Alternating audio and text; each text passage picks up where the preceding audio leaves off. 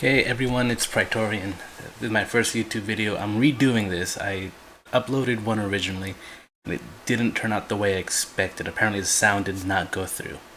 So this is take two, and same thing as before. If I didn't explain it since you didn't hear me, I am gonna do just my experience with BioShocks 1, 2, and Infinite. Nothing too deep, not really any spoilers. There might be a few just in case, but like nothing big, nothing that you can't read on the back of the box or in the Steam description, depending on how you buy, where you get it from. So, let's get this started. Read take two of this thing. I should have done a little bit better. So, BioShock 1. Everyone knows this. You're in a plane, you crash, you end up at a lighthouse, and then you end up in the giant underwater city of Rapture, which was founded by Andrew Ryan, a guy who thought the government was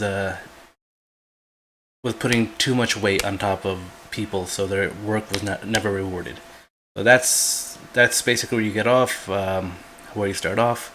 You end up in this place. You have no idea what's going on. Everything's run down, broken. There's splicers running around. They want to like almost kill everything because they've kind of gone a little bit kooky.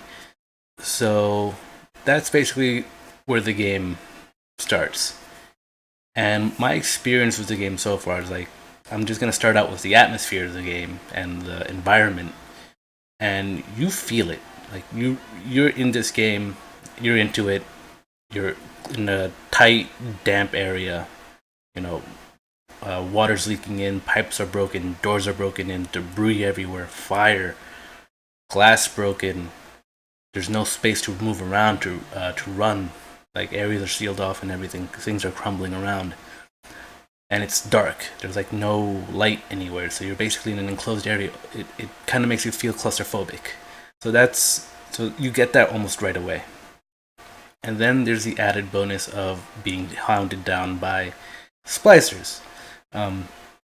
Just like they're kind of like zombies, but they're still technically alive. They're just at an altered mental state because of all the genetic modifications they've done.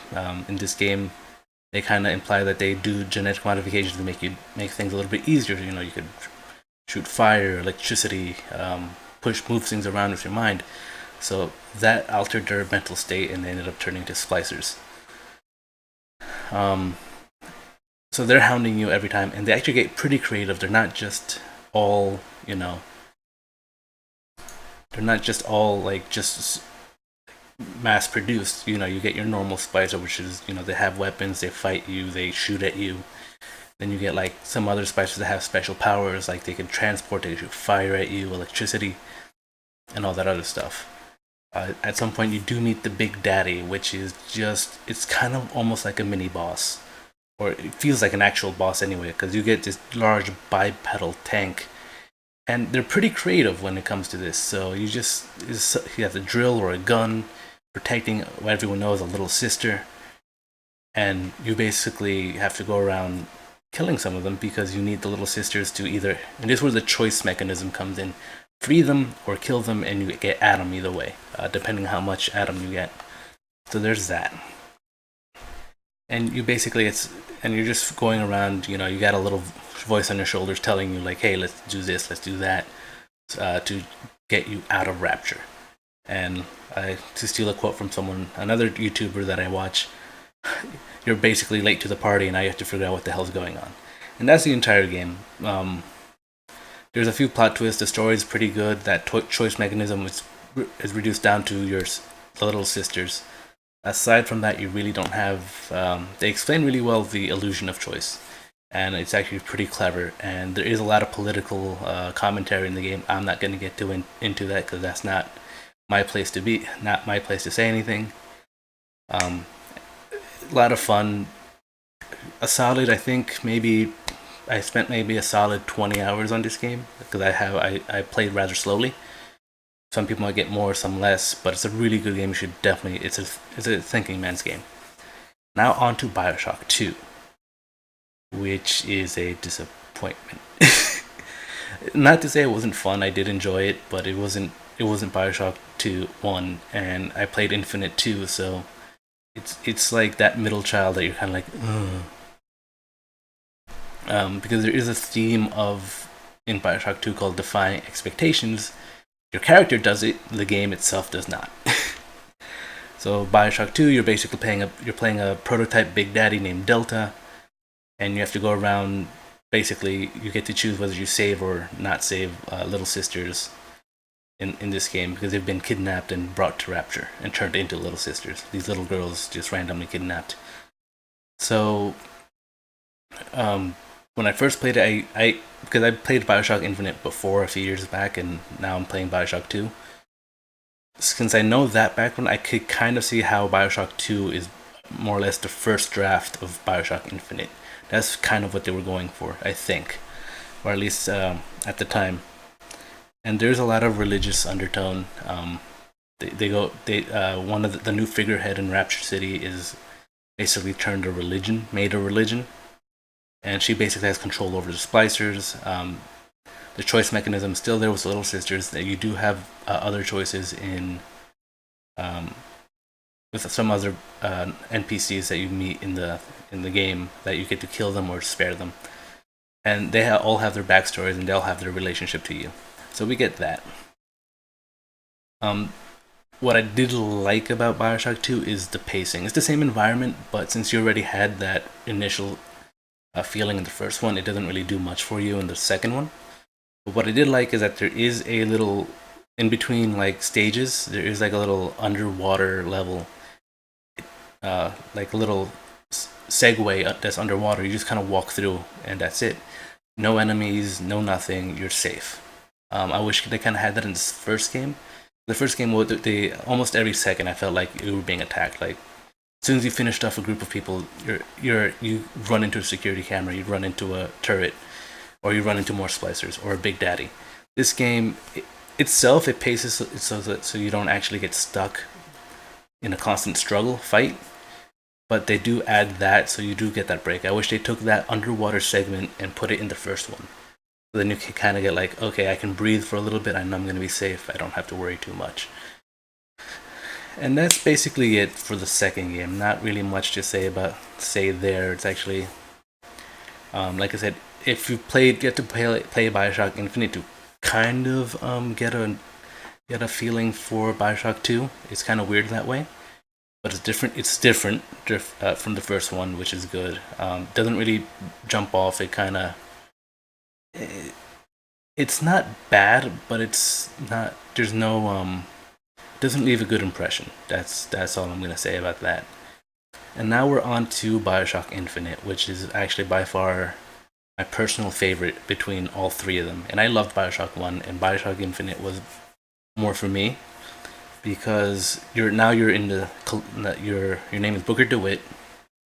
You got contracted to retrieve a girl named Elizabeth who was taken to Columbia City, and you have to bring her back down to New York. So again, you're on your way to the lighthouse. You get there. You're instead of going underwater, you're going to the sky. You're going to heaven, and they named the city Columbia. The figurehead of that is a guy called Zacharias Comstock, and it's a lot of religious, mumbo jumbo. But instead of like gods and everything, it's actually like the founding fathers. Like take everything you learned about the Revolutionary War and just make it a religion. That's basically what happened. And it's a pretty interesting take of what happens when you mix religion and politics, ideology and all that. I'm not going to get too much into it because it is commentary the game wants to make, and so I'll let the game explain it to you, not me. But other than that, it's a really beautiful game, and you do get this sense of like you're in a higher plane of existence because you're in the sky, clouds, sunshine. Everything looks new and shiny. But you do get that bit of humanity because it's humans living in heaven, basically. So you get like, you see all the machinery, you see how things lock up, interlocked, you see how everything flies in the air. And they do explain more in detail as you explore in the game. You can do the exploration, like, I feel like you could explore a little bit more in the game than you did in the other two. They did have it for Bioshock 1, not so much for Bioshock 2. Bioshock 3, they did have that you could explore and kind of take your time in the game. So around, you find Elizabeth eventually. Stuff happens. That's basically the best way to describe it. Stuff happens. I do love the look of everything. It's the same like steampunk in the sky type feeling. So that's actually really cool for me. I'm a fan of like steampunk, the aesthetic of steampunk. So I don't do it myself, but anyone when I go to conventions stuff like that, I see people in steampunk, and it's actually for me it's like wow. So they have that, so it appealed to me that way. The storyline is actually pretty good. At some point, it starts getting a little bit crazy. It's hard to keep track, and my suggestion is just go with it, and then they actually wrap it up really nicely at the end. So hopefully that's not a spoiler. That's just how you should take the approach if you don't have if you have trouble understanding like physics and time and space and how all that works out and alternate dimensions. Take your time, just go with it. Google it later. Just play the game, enjoy it for what it is, and then do the research afterwards. So it's a fun game, really short game though. I think if you're dedicated and you can do it thoroughly. I think you can do the whole game in about 10 hours or less. Like every nook and cranny, every Easter egg, every like bonus thing, you can do all of that in 10 hours or less. So it's really short. I still liked it though. It's because this is one of the instances of quality, not quantity. So it's a really short game, really short story, but it's really nice and really fun. My favorite dynamic is the skyhook, the skyhook mechanic, which is you're in the sky. What do you want to do? You want to fly around. You want to fly around. You want to have adventures. So what the skyhook does is that you get like everyone's seen it, that little spinning thing that you get on your hand. You you hang onto a metal line basically, and you just swoop around the entire.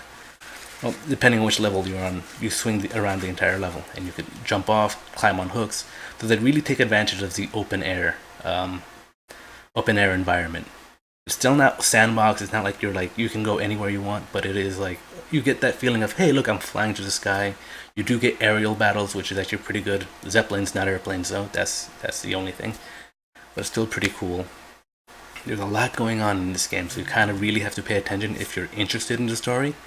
At the same time, it is simple enough that if you don't want to just ignore everything and just shoot bad guys, you can also do that. And so you get the option of I can shut my brain off, or I can actually like get invested into it and everything. So it's a really fun game, fun series in general. Um, Overall, like all three of them together, like I said, you have to one, and I'm gonna say I will recommend playing all three games. I had a few people in my chat when I streamed this on Twitch. They're like, "Oh, this is too complicated. I don't feel smart enough to do it." One, don't doubt yourself. You can play this game.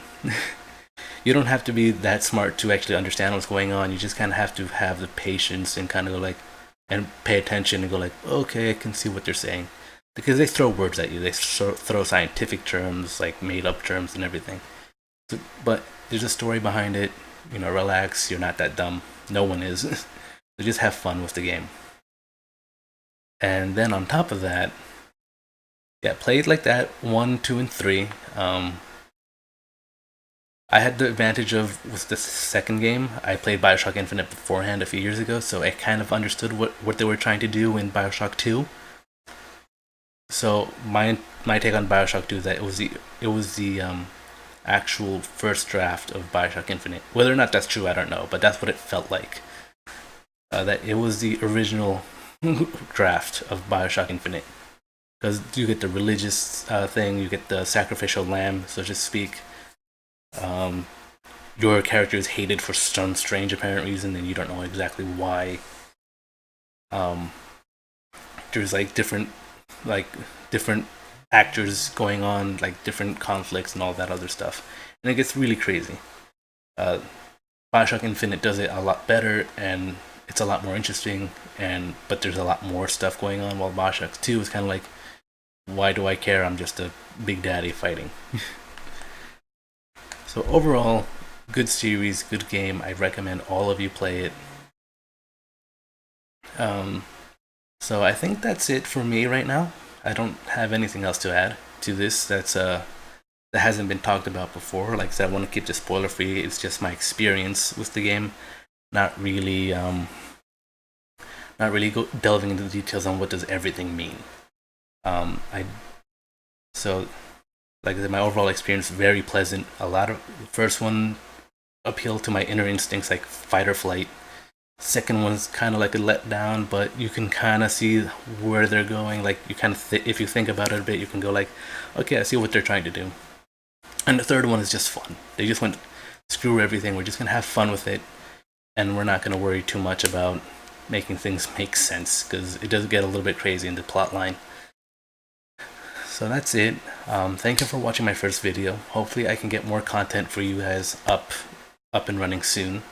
My next Twitch reaction video is gonna be on the Batman series, Arkham Asylum, Arkham City, Arkham Knight, and I may or may not do Arkham Origins because there's a backlash on those games. So I just finished Arkham City. I'm gonna go into Arkham Asylum.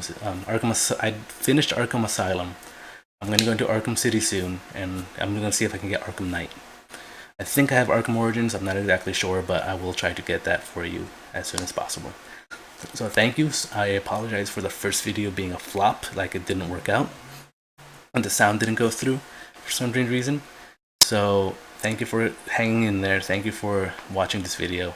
You know, if you liked, what I had to say, give it a like, subscribe, share it with your friends, and don't forget. And I'm gonna put it in the description. Don't forget to follow me on Twitch. I try to stream as often as possible. My work schedule doesn't let me stream when I want, exactly when I want. But and also Twitter, which will also be in the description below, and Facebook. So keep an eye on those. Those will tell you exactly when I'll be streaming. As also with photos and other fun stuff for you guys. So thank you for watching my video, and I'll see you all next time. All right. Bye bye.